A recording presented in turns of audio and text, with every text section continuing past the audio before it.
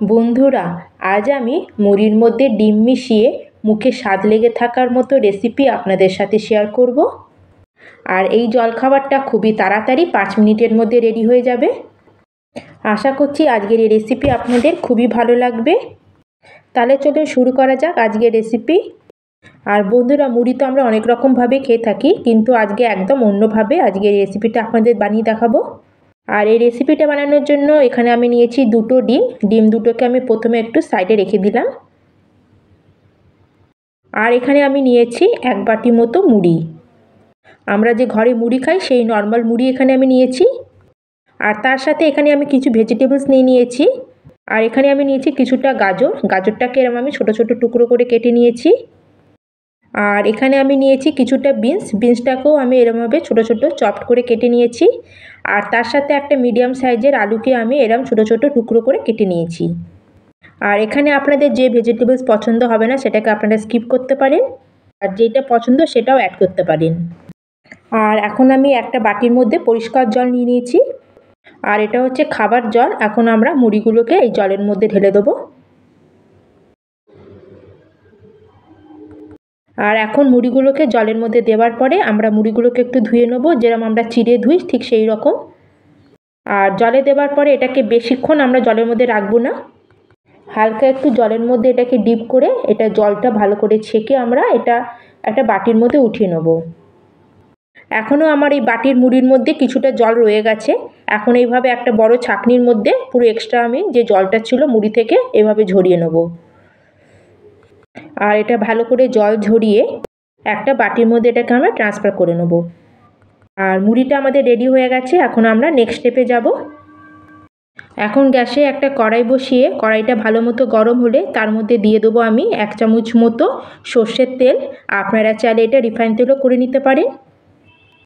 তেলটাকে প্রথমে একটু ভালো মতো গরম করে আমি তেলটাকে পুরো কড়ার মধ্যে একটু ছড়িয়ে দেবো। আর যে দুটো আমি ডিম নিয়েছিলাম, ডিম দুটোকে আমি একটা বাটির মধ্যে মিক্স করে নিয়েছি। এখন ডিমটাকে আমি কড়ার মধ্যে ঢেলে দিলাম। আর গ্যাসের ফ্লেমটাকে আমি মিডিয়ামে রাখবো, আর এর মধ্যে দিয়ে দেবো সামান্য একটু নুন। আর এবার ভালো করে আমি খুন্তি দিয়ে নাড়িয়ে একটা আমরা ডিমের ভুজিয়া মতো রেডি করে নেব। আপনারা চাইলে এখানে দুটো ডিমের জায়গায় 3টে ডিমও দিতে পারেন। আর 1-1.5 মিনিটের মধ্যে আমার ডিমের ভুজিয়াটা রেডি হয়ে যাবে। এখন এটাকে বার করে একটা প্লেটের মধ্যে আমি রেখে দেবো।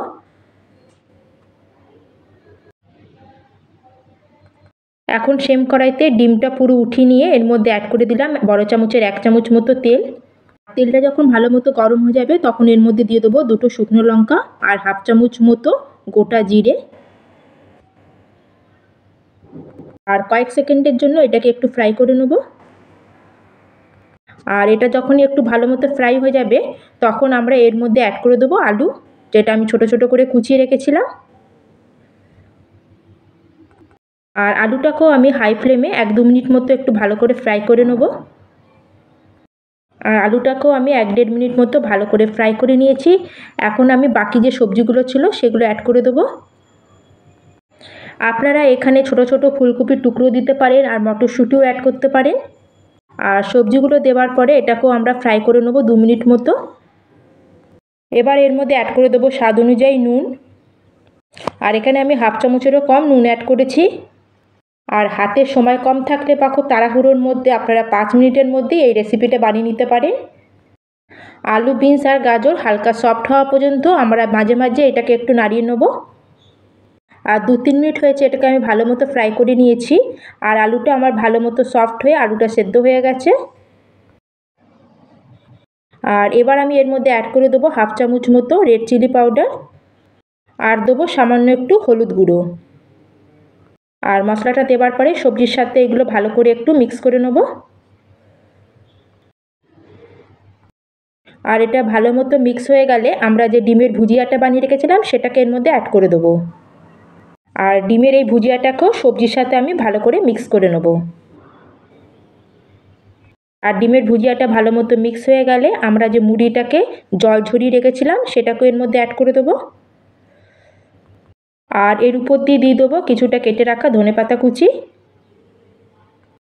আর এটাকে ভালো করে মিক্স করে এটাকে আমি আরও 1-1.5 মিনিট মতো একটু ফ্রাই করে নেব। অনেক সময় দেখা যায় যে মুড়ি আমাদের ঘরে থাকতে থাকতে নরম হয়ে যায়, তখন আপনারা এইভাবে রেসিপিটা ট্রাই করে দেখতে পারেন। নরম মুড়ি সাধারণত খাওয়া যায় না, কিন্তু আপনারা এইভাবে খেয়ে দেখবেন, খুবই টেস্টি লাগে খেতে। আর যদি মুড়ি নরমও না থাকে, আপনারা এমনি মুড়িটাকেও দিয়ে এইভাবে সকাল বিকালে জলখাবারে, বাচ্চাদের টিফিনও এরকম বানিয়ে নিতে পারেন, খেতে খুবই ভালো লাগে। আর সবার শেষে এর উপর দিয়ে আমি দিয়ে দিলাম 1/2 চামচ মতো চাট মশলা। আর এবার সব কিছুকে ভালো করে আমি মিক্স করে নেব। আর মুড়ি দেওয়ার পরে সব কিছুকে আমি 2 মিনিট মতো ভালো করে মিক্স করে নিয়েছি। আর দেখতে এটা কত ডেলিশিয়াস লাগছে, আর খেতে ততটাই টেস্টি। আর এই সময় গ্যাসের ফ্লেমটাকে আমরা অফ করে দেবো। আর এখন এটাকে আমরা একটা প্লেটের মধ্যে সার্ভ করে নেব। আর এই দেখুন বন্ধুরা, কত সহজে আর মাত্র 5 মিনিটে আমাদের মুড়ি আর ডিম দিয়ে তৈরি হয়ে গেল এই নাস্তা রেসিপিটা। আর এটা দেখতে যত সুন্দর লাগছে, এটা খেতে ততটাই টেস্টি। আর এই দেখুন বন্ধুরা, কত সুন্দর ঝরঝরে একদম আমাদের নাস্তাটা রেডি হয়ে গেল। আর আজকের যদি রেসিপিটা আপনাদের একটু ভালো লাগে, একটা ছোট্ট লাইক করে দেবেন, শেয়ার করে দেবেন, আর চ্যানেলটিকে সাবস্ক্রাইব করে দেবেন। আর রেসিপিটা আপনাদের কেমন লাগলো অবশ্যই আমাকে কমেন্ট করে জানাবেন। তাহলে আজকের মতো আমি এখানেই শেষ করলাম। ধন্যবাদ।